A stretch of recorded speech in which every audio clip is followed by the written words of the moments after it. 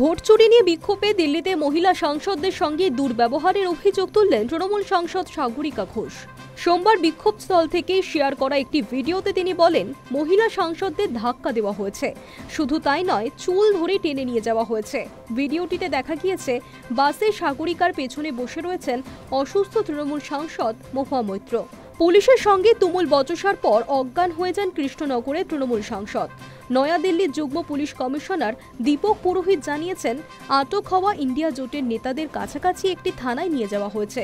তিনি বলেন, আমরা এখনও আটক হওয়া সাংসদদের সংখ্যা গুনছি। এখানে বিক্ষোভের অনুমতি ছিল না, তবে আমাদের আগেই খবর দেওয়া হয়েছিল। যদি তারা সিদ্ধান্ত নেন, আমরা তাদের নির্বাচন কমিশনের দপ্তরে নিয়ে যাওয়ার ব্যবস্থা করব। নির্বাচন কমিশন দপ্তরে যথাযথ পুলিশি বন্দোবস্ত রয়েছে। বিহারে এসআইআর প্রক্রিয়ায় ইতিমধ্যেই ভোটার তালিকা থেকে ৬৫ লক্ষ নাম মুছে ফেলা হয়েছে। চলতি বছরের শেষেই সেখানে বিধানসভা ভোট। বছর ঘুরতেই বিধানসভা নির্বাচন হবে পশ্চিমবঙ্গ, কেরল, অসম এবং তামিলনাড়ুতেও। বিরোধী শিবিরের অভিযোগ, বিজেপির সুবিধা করে দিতে নির্বাচন কমিশনকে ব্যবহার করা হচ্ছে। এই ভোট চুরি মিছিলের নেতৃত্ব দিতে গিয়ে দিল্লি পুলিশের হাতে আটক হন বিরোধী দলনেতা রাহুল গান্ধী।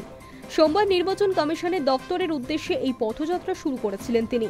রাহুলের পাশাপাশি আটক হয়েছেন কংগ্রেস নেত্রী প্রিয়াঙ্কা গান্ধী, সমাজবাদী পার্টির সভাপতি অখিলেশ যাদব সহ সমস্ত বিরোধী সাংসদ। দিল্লি পুলিশ সমস্ত বিরোধী সাংসদদের দুটি বাসে তুলে নিয়ে যায়। অন্যদিকে পুলিশের সঙ্গে ধস্তাধস্তির মধ্যেই তৃণমূল সাংসদ মহুয়া মৈত্র, মিতালি বাগ অজ্ঞান হয়ে পড়েন। সোমবার সকালে লোকসভা ও রাজ্যসভার অধিবেশন শুরু হতেই এসআইআর ইস্যুতে সরব হন বিরোধী সাংসদরা। তুমুল হইচইয়ে দুপুর 2টো পর্যন্ত দুই কক্ষের কার্যসূচি মুলতবি হয়ে যায়।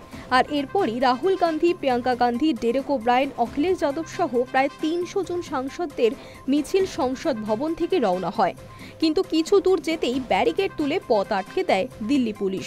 মিছিল আটকাতেই শুরু হয় রাস্তায় বসে পড়ে বিক্ষোভ। ভোট চুরি বন্ধের দাবিতে দেশ জুড়ে বিভিন্ন ভাষায় স্লোগান শোনা যায়। মহুয়া মৈত্র, সাগরিকা ঘোষ সহ মহিলা সাংসদরা ব্যারিকেডের ওপর উঠে প্রতিবাদ জানান। পোস্টার ও ব্যানারে কমিশনের নিরপেক্ষতা নিয়ে প্রশ্ন তোলা হয়। তৃণমূলের সাংসদদের হাতে থাকা ব্যানারে লেখা, চুপি চুপি ভোটের কারচুপি। বিক্ষোভে অংশ নেওয়া দলগুলির মধ্যে ছিল দেশের নানা প্রান্তের আঞ্চলিক ও জাতীয় দল।